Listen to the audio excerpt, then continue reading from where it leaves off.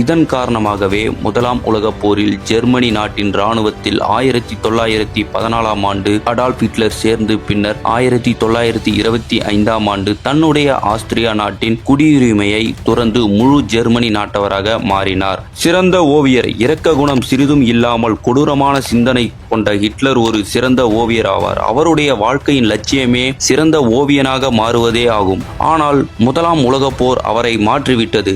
Austria தலைநகர் லியன்னாவில் இருக்கும் கலை கல்லூரியில் ஓவிய படிப்பை படிக்க மிகவும் ஆசையாக இருந்த அவர் தொடர்ந்து இருமுறை தகுதி தேர்வில் தோல்வியடைந்துள்ளார். காரணம், அவருக்கு கட்டிடங்கள் வரைவதில் சிறந்த திறன் இருந்தாலும் மனிதர்களை வரைவதில் அவ்வளவு திறன் இல்லை என்று கூறி அவரை சேர்க்கவில்லை. ஆனாலும் அவருடைய ஓவியங்கள் மீதான ஆர்வம் அவரை விடவில்லை.